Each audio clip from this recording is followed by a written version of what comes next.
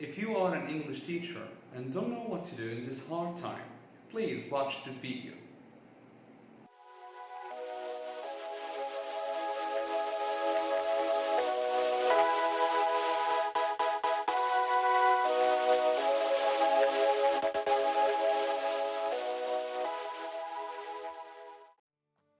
Hello everyone, I'm Mohammed Nabil and this is my series of videos to help teachers enhance their teaching skills. In this video, we are going to talk about teaching language online. Many classes and school systems all over the world are taking steps to offer lessons online. However, stepping into the digital age overnight can be challenging for many teachers. Some teachers find the idea of teaching remotely is quite overwhelming, but it can be an excellent opportunity to develop new skills. There are 4 points to put in our consideration before teaching online. Number 1, don't reinvent the wheel. This means that there are reliable learning and teaching materials already available, so there is no need to start from scratch. Number 2, go global. It's important to think about your own teaching situation and select the tools that are suitable for you and for your students. It's good to go global, but your students will benefit more if you choose tools and content that are applicable to your local context. Number 3, less is more. Don't try to use all the available tools and resources. What really matters in your online teaching is quality, engagement, and focus. Number 4, join the party. Get connected to a wider teaching community to share best practices and seek support whenever you need to. Now let's talk about providing input. Don't assume that all your students have excellent digital skills and will know what to do. It's a good idea for you to prepare them for your virtual class by sending them some instructions on how to log in, set up audio or mic, etc. Similarly, don't underestimate the value of learner training. It's useful to dedicate your first online lesson to familiarizing your students to the platform and the tools that they will be using. You can teach synchronously when you and your students are online in live lesson at the same time, just like using Zoom or Skype, or teaching asynchronously, like you and your students are doing activities and tasks at different times, like using forums, social media, or working on downloaded tasks and activities. Choose your approach based on what you know about your learners and your own teaching context. Usually, a combination of synchronous and asynchronous teaching is a good idea. Don't feel the need to try and use multiple platforms. Choose 1 or 2 that are free, easy to use, and have the features that you really need. If you want to teach synchronously, you might want to choose one platform for video conferencing, just like Zoom, and one platform for sharing documents and information, just like Google Documents, where you will leave important messages for your students and post assignments. Think carefully about how you will share information, especially when using video conferencing. You can explain and also show by sharing PowerPoint slides. You might also find some useful short videos online that explain important concepts. Now let's talk about setting practice tasks and activities. It's good to create some housekeeping rules to ensure a safe and productive learning environment.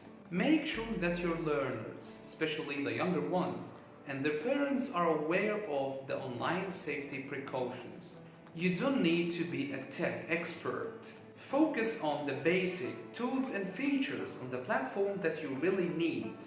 For example, muting and unmuting your students is a good way to manage background noise, and using breakout rooms is useful for making group discussions. Plan a simple structure for your lessons to follow. For example, lead-in, icebreaker, language input, controlled practice, freer practice, error correction, and summary. Again, think about which of these things need to be done synchronously and which can be done asynchronously or offline. Remember to make the learner aware of the focus or objectives of the lesson at the beginning. Use slides with interesting visuals rather than using a lot of text to keep your students engaged. Personalize your activities. Use parents, siblings, pets, and home surroundings as assets to learning.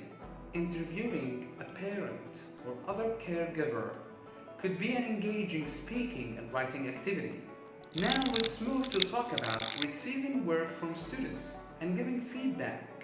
Think about a range of ways in which your students can receive feedback. Alongside your feedback, self and peer evaluation are also helpful to keep them engaged and focused. Your feedback should be ongoing, but you need to decide on why, when, and how you provide feedback. Depending on the task and resources available for your students, they might turn in their work as text, audio, video, files, or images of their work. You can set deadlines for your students to do the task that you have set up. You can also set some time aside during the week to conduct a live session for questions. Now, here are some things to consider. Number 1. For younger learners and their parents or caregivers, keep them aware of the technology that you are using, why and how you are using it. Number 2. Your time and energy are valuable resources. Consider asking your students to do some tasks on their own asynchronously. Number 3.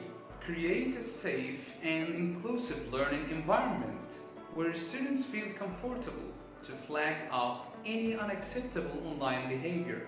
Now, here are some resources for teachers to deliver online learning. Number 1. The virtual classroom. This is where students from all over the world can meet together to have a live or synchronous lesson with a teacher. These can be group classes or one-to-one. These applications can be used as virtual classrooms.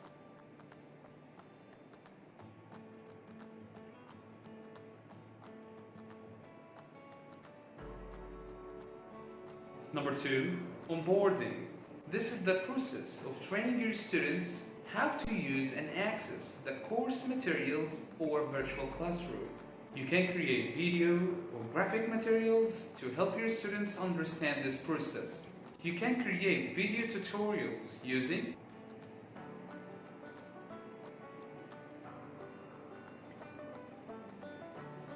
Number 3. Self-access course. This is the course content that your students will study independently in their own time. You can structure the courses so that the students have to study at specific times and include a range of learning objects and interaction types in the course. You can also add video content and forum kind activities where students can communicate with each other asynchronously. Course content creation. In order to create interactive and self-access courses and materials for your students, we need to have some form of authoring tool. For doing this, you need a website like this one.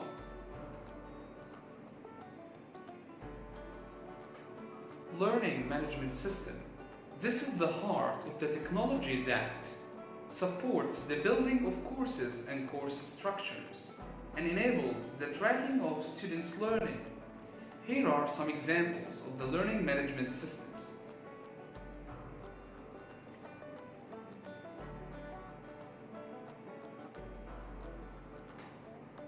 Booking.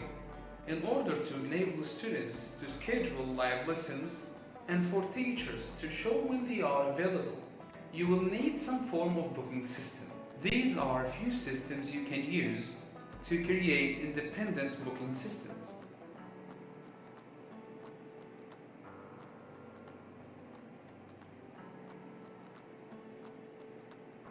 Payment. In order to run an online school, you need to have a system for taking online payments. Some common payment systems are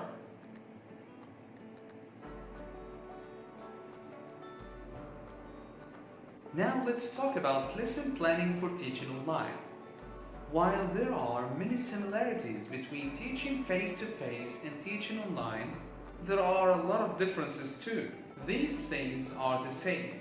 The basic structure of the beginning, middle and end, the principles of good teaching, the importance of learning objectives and the need for explanations.